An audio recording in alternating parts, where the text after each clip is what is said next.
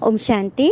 आज प्यारे मीठे भगवान की मीठी मुरली मंथन की डेट है 1 अक्टूबर 2020। तो एक नज़र कल जो बाबा ने बोला था उस पर नज़र फिरा लेते हैं। कल बाबा ने कहा था ना कि आत्मा पे जो कट चढ़ी हुई है, जो मैल चढ़ी हुई है, उसे उतारने का पुरुषार्थ करो, जिसका एकमात्र उपाय है यह श्रीमत मुरली के द्वारा तुम धारणा करते हो, योग करते हो और योग अग्नि से विकर्म भस्म होते हैं, कट निकलती जाएगी, तभी तो परमात्मा कृपा को हम खींच पाएंगे, है ना। और पुरुषोत्तम बनने का यह युग है पुरुषोत्तम संगम युग, जिसमें ही हम पुरुषों में उत्तम अर्थात मनुष्य देवता बनते हैं। तो उसके लिए बाबा ने बोला था कर्मातीत अवस्था को पाना। कर्मातीत को भी क्लियर करना चाहूँगी। कर्म करो लेकिन उसके प्रभाव से परे। हाँ, बिल्कुल उसके प्रभाव में नहीं आना है, अच्छाई में भी नहीं और बुराई में भी नहीं। क्योंकि कहते हैं ना कि जब जिंदगी समंदर में गिरती है तब वक्त तैरना सिखा देता है। बिल्कुल घबराना नहीं है, एक निश्चय बुद्धि से हमें आगे बढ़ते जाना है। और जब भगवान पे निश्चय है, स्वयं पे निश्चय है, ड्रामा पे निश्चय हो गया, तो फिर क्या कहने। कोई भी कारण से हम रुक नहीं सकते और सर्व प्राप्तियों को ऑर्डर प्रमाण चलाना है। चलिए आज सुनते हैं बाबा ने हमें क्या बोला। आज बाबा कह रहे हैं, मीठे बच्चे तुम्हें देवता बनना है, इसीलिए माया के अवगुणों का त्याग करो। गुस्सा करना, मारना, तंग करना, बुरा काम करना, लूट खसुट करना, यह सब महापाप है। चोरी चकारी करना। बाबा ने देवता बनने की पढ़ाई पढ़ा रहे ना, तो बच्चों को अपने सारे अवगुण त्याग करने हैं। ये तो इतिहास भी गवाह है ना कि किस तरह से एक जघन्य अपराधी, एक डाकू कितना बड़ा ऋषि बन गया और कितने बड़े काव्य की रचना करी। हाँ, आपको याद हो रहा होगा, वाल्मीकि की बातें बता रही हूँ। वाल्मीकि जी बहुत बड़े डाकू थे पहले, लेकिन वो ब्राह्मण कुल के होने पर भी संग के कारण, कुसंग से वो डाकू बन गए। एक बार ऋषि नारद उनके जंगल से गुजर रहे थे, तो उन्होंने उसे कटार लिए हुए वहीं पर रोका कि रुक जाओ, जो कुछ भी है यहीं दे दो, नहीं तो मुझे तुम्हारा धड़ से सर अलग करना पड़ेगा। इतना क्रूरता से उन्होंने कहा। तो नारद जी बोले कि सर तुम ऐसा क्यों करते हो, ये तो गलत है। तो बोला सही गलत मुझे नहीं मालूम है, मेरा परिवार बहुत बड़ा है, उन सब के लिए जीविका चलाने के लिए मुझे ये करना पड़ता है। तो बोला अच्छा, तो तुम मुझे एक बात बता दो, यदि मुझे उसका सही तुम उत्तर दे दोगे तो तुम जो चाहोगे मैं वो करूँगा। तो ठीक है, बोलो, पूछो। तो उसने बोला कि ठीक है, तुम जो ये अपराध करते हो, हाँ, तो अब तुमने कहा अभी कि परिवार के लिए करता हूँ, तो जाके अपने पिता से, पत्नी से, माता से, हाँ, और परिजनों से जाके पूछो कि क्या तुम जो ये पाप कर रहे हो, क्या ये भी उसके पाप कर्म के भागी बनेंगे। बस इसका उत्तर मुझे बता दो। तो पहले सोचने पड़ गया कि क्या पूछ रहे हैं, लेकिन उसने बोला था कि मैं करूँगा आप जो कहेंगे। तो वो चला गया, घर गया, वहाँ देखा पिताजी थे, पत्नी थी, भोजन बना रही थी। उसको जल्दी आए देखा पिताजी टोक रहे हैं कि क्या बात है पुत्र, तुम जल्दी आ गए। पत्नी भी बोली कि तबीयत तो ठीक है ना स्वामी। बोली सुनो एक बात मैं पूछ रहा हूँ। तो जी, मैं जो ये गलत काम कर रहा हूँ, लूट डाका हत्या, तो मेरा तो पाप कर्म जमा हो रहा होगा। चुपचाप हो रही, सुन रही है। जी फिर, तो क्या उस पाप कर्म में तुम सब भी मेरी सहभागी बनोगी। पत्नी कुछ देर सोचती रही, फिर बोली कि नहीं प्रभु, ये सबका अपना होता है, आप जो कर रहे हैं इसका फल आपको ही भुगतना पड़ेगा। थोड़ा सा ही तो मन थोड़ा सा ये हुआ, हिला, लेकिन फिर मैं पिताजी के पास गया, पिताजी से भी वही सवाल पूछे, पिताजी ने वही जवाब दिया। उसी समय से इसका माथा ठनका, और जिस ताव में वो गया था नारद जी के पास से घर में पूछने के लिए, अब एकदम ढीले ढाले होकर ऋषि के पास पहुंचा और वहीं पर अपनी कटार उसने रख दी। और ये भी आगे पता होगा ना कि नारद जी ने जब कहा था कि तुम ईश्वर का नाम जपो, तो उन्होंने राम राम कहने को कहा था। तो बोला मुझे राम राम तो कहने आता ही नहीं है, मैंने तो सिर्फ मारा पिटा ही है सबको। तो गुरुजी ने बोला ठीक है, तुम मरा मरा ही बोलो। है ना। तो मरा मरा बोलते बोलते भी राम राम निकल जाता है। तो इतनी तपस्या की उसने, इतनी दृढ़ता से करी कि कितने बड़े संत बन गए, नामी ग्रामी, है ना। तो किस तरह से एक विचार, एक एक समझ ही उनको बदल पाई। उन्होंने निश्चय किया नारद जी से, तो पूछने गए। और फिर देखो, एक सेकंड में इतना जघन अपराधी जब बदल सकता है, तो बाबा के बच्चे क्यों नहीं बदल सकते। हाँ, तो यही तो बाबा चाहते हैं कि अपने अंदर के अवगुणों का त्याग करो। प्रश्न, इस ज्ञान में कौन से बच्चे तीखे जा सकते हैं, घाटा किन्हें पड़ता है। उत्तर, जिन्हें अपना पोता में रखना आता है वह बच्चे बहुत तीखे जा सकते हैं, और घाटा उनको पड़ता है जो देही अभिमानी नहीं रहते। बाबा कहते हैं व्यापारी लोगों को पोता मिल निकालने की आदत होती है, वह बहुत तीखे जा सकते हैं। बाबा दुकानदार लोग को, व्यापारी लोगों को बोल रहे हैं कि उन्हों को घाटा नुकसान का ज़्यादा पता होता है, तो वो लोग इस ज्ञान में गड़बड़ नहीं कर, गफलत नहीं कर सकते। उन्हें एकदम पता चल जाएगा कि हम तो घाटा कर रहे हैं, कमाई ख़त्म हो रही है। तो बाबा ने बोला ना कि अपना पोता मिल रखो, अर्थात अपने रजिस्टर की चेकिंग करते रहो स्वयं को, कि सुबह से लेकर रात तक मेरे मन में कैसे संकल्प चले, मैंने कौन सी वाणी यूज़ की, कुछ वेस्टेज वाली तो नहीं बोली, किसी के मन को दुखी तो नहीं किया, और कर्म भी सब सही सलामत रहे ना। तो इसकी चेकिंग जो करेंगे वही बनेंगे। आज के गीत है मुरली का, मुखड़ा देख ले प्राणी दिल दर्पण में। तूरा वन दर्पण कहलाए, तूरा मन दर्पण कहलाए। भले बुरे सारे कर्मों को देखे और दिखाए, तूरा मन दर्पण कहलाए। मन ही देवता मन ही ईश्वर, मन से बड़ा न को।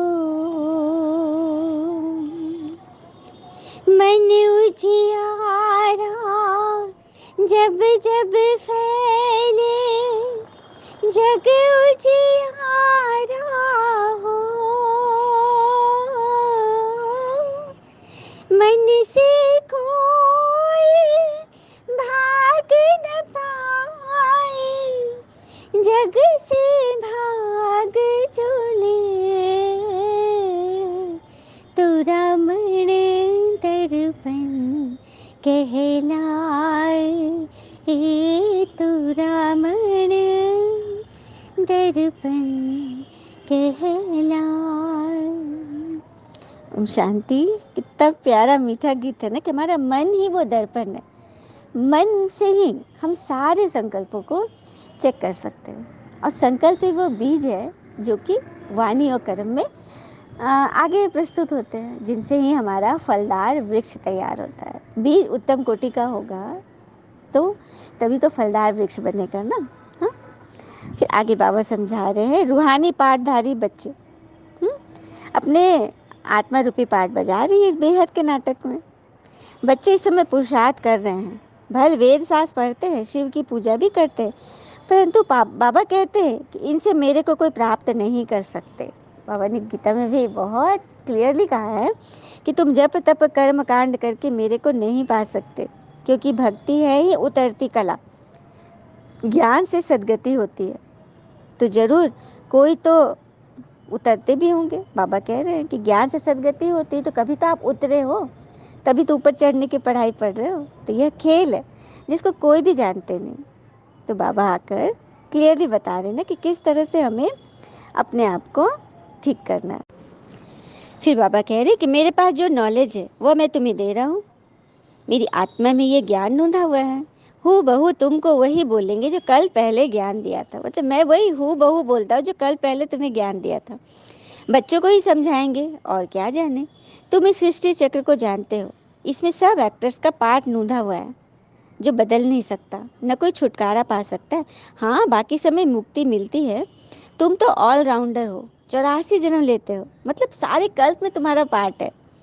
बाकी सब अपने अपने घर में होंगे, वह फिर पिछाड़ी में चले जाएंगे। मोक्ष चाहने वाले यहाँ आएंगे नहीं, वह फिर पिछाड़ी में चले जाएंगे। ज्ञान कभी सुनेंगे नहीं, मच्छरों सदृश आए और गए। तुम तो ड्रामा अनुसार पढ़ते हो। जानते हो, बाबा ने 5000 वर्ष पहले भी ऐसे राजयोग सिखाया था। बाबा ने क्लियरली बता दिया कि तुम बच्चे ऑलराउंडर पाठधारी हो। पूरे शुरू से लेकर लास्ट तक, संगम तक तुम्हारा पाठ चलता है। बाकी जो मोक्ष चाहने वाले हैं वो लास्ट में आएंगे, मच्छर सदृश चले जाएंगे और ऊपर ही रहेंगे पड़े, क्योंकि उन्हें मोक्ष चाहिए। वे शरीर मतलब जन्म मरण के चक्र से बचना चाहते हैं, इससे ऊपर ही रहते हैं, लास्ट में आते हैं। बाबा ने इसे क्लियर किया ना, तो नए नए पॉइंट्स रोज रोज बाबा बताते रहते हैं। और मुरली सुनने के बाद पिता के पास आना होता है रिफ्रेश होने। हाँ, तुम यहाँ मधुबन में आते हो। देखो, मधुबन में ही श्री कृष्ण की भी मुरली बजी थी ना, तो यहाँ भी माउंट आबू मधुबन जो बाबा का घर है, वहाँ परमात्मा की मुरली आज भी चलती है, एक साकार शरीर के माध्यम के द्वारा। तो बच्चे वहाँ जाते हैं, बाबा से मिलकर रिफ्रेश होकर आते हैं, तो बादल भर कर जाते हैं और फिर आकर बरसते हैं। कितनी सुंदर बात है ना। तो इस ड्रामा में ये जो पार्ट है ना, एक न मिले दूसरे से, किसी का पार्ट एक दूसरे से नहीं मिलता है। और बाबा आए हैं रूहानी सेवा करने, तो बच्चों का भी फर्ज है ना रूहानी सेवा करना। हाँ, कम से कम यह तो बताओ कि पिता को याद करो और पवित्र बनो। पवित्रता में ही फेल होते हैं, क्योंकि याद नहीं करते। हाँ, तुम बच्चों को बहुत खुशी होनी चाहिए कि हम बेहद के पिता के सम्मुख बैठे हैं, जिसको कोई भी नहीं जानते हैं। ज्ञान का सागर यह शिव बाबा ही है। हाँ, बाबा कह रहे कि तुम बच्चे मुझे जानते हो जिसे कोई नहीं जानता। अब मेरा यह रथ है, इनका रिगार्ड नहीं रखेंगे तो धर्मराज द्वारा बहुत डंडे खाने पड़ेंगे। मतलब बाबा कह रहे कि जिस तन को, भाग्यशाली रथ को भगवान ने चुना, उनका रिगार्ड रहना। मतलब ब्रह्मा बाबा के बारे में बोल रहे बाबा, इनका रिगार्ड रखो, उनके आचरण पे कदम रखकर चलना ही उनका रिगार्ड करना है। अच्छा, मीठे मीठे बच्चों प्रति भगवान की नमस्ते। हम बच्चों की भी प्यारे शिव पिता को नमस्ते। और बाबा दिल से सभी आत्माओं की तरफ से आपको very very very good morning. धारणा के लिए मुख्य सार है, पहली पॉइंट, अंदर में अपनी जांच कर दैवी गुण धारण करने हैं, खराब आदतों को निकालना है, प्रतिज्ञा करनी है, बाबा हम कभी भी बुरा काम नहीं करेंगे। तो अपना पोता में निकालेंगे तभी तो। सारे दिन में हमने क्या क्या किया उसका हिसाब देखो। कई भक्त आत्मा ये कहेंगे कि भगवान को क्या बताओ, वो तो अंतर्यामी है। अरे, वो अंतर्यामी है तो क्या एक एक को बैठ कर देखते रहेंगे? आप बताओ, आपको जो चाहिए। अब डॉक्टर है, डॉक्टर के पास हम जाते हैं तो अपनी बीमारी बताते हैं ना। डॉक्टर को तो सारी बीमारी का पता है, तो बस हमें अपनी बीमारी बतानी है, बाबा को बतानी है, इस रूहानी सर्जन को। दूसरी पर, कर्मातीत अवस्था को प्राप्त करने के लिए याद की रेस करनी है, रूहानी सेवा में तत्पर रहना है, बड़ों का रिगार्ड रखना है। बहुत सुंदर। रूहानी सेवा में तत्पर रहना, आत्मिक सेवा में, आत्मा से सेवा करो। आत्मा ही आत्मा की सेवा करेगी, शरीर शरीर की सेवा करेगा, तो उसका जो मुआवजा मिलेगा ना, वो यहीं पे रफा दफा हो जाएगा। आत्मा की सेवा परमात्मा तक जाती है। चलिए, हम सभी वरदान लेते हैं बाबा से। तो उसके लिए छोटा सा योग का प्रैक्टिस करते हैं। बिल्कुल शांत हो जाइए, आराम से बैठिए। मन, संकल्प, संकल्प ही बीज है, सब कुछ उसी के द्वारा ही तो होता है। तो हम यहाँ बैठे हैं बाबा से वरदान लेने के लिए, तो मन में ये संकल्प भरे कि हम बाबा के रूहानी सैनिक हैं, रूहानी सेवा के लिए तैयार हो रहे हैं। मैं आत्मा, परमात्मा का प्यारा बच्चा, एकदम लाडली संतान। बहुत प्यार बाबा हमसे करते हैं और हमारी आत्मा भी। तभी से मुरली से हमें इतना प्यार हो रहा है, क्योंकि जिसे मुरली से प्यार होगा, मुरलीधर उनको प्यार करे। इसलिए तो कई कई बूढ़ी बूढ़ी आत्माएं भी बाबा की मुरली से इतना स्नेह कर रही है कि होमवर्क बनाती है, मुरली को पढ़ पढ़ के अपना समय मतलब सफल कर रही हैं। बाबा सबको देख रहा है, सबको मार्क्स भी दे रहे हैं बाबा, सबको अपने अपने मार्क्स लेने, क्योंकि बाबा सबको देख रहे हैं, है ना। तो बिल्कुल शांत चित्त हो जाए, जैसे कोई गाड़ी चल रही है रोड पे, अचानक उसे रोकना होता है, हाँ, तो किस तरह से वो सेकंड में चाबी निकली, गाड़ी रुक गई। उसी तरह से मन बुद्धि की चाबी हमें भगवान की तरफ घुमा देना, कि अब हमें स्थूल सर्विस रोक कर रूहानी सर्विस करनी है, आत्मा की सर्विस करनी है। आत्मा से अपने आप को इस शरीर से उपराम समझे कि मैं इस शरीर की मालिक, इस शरीर को चलाने वाली चैतन्य शक्ति हूँ, जिसे परमात्मा से रोज रोज वरदानों की, मतलब वरदानों से हमारी झोलियाँ भर रही है।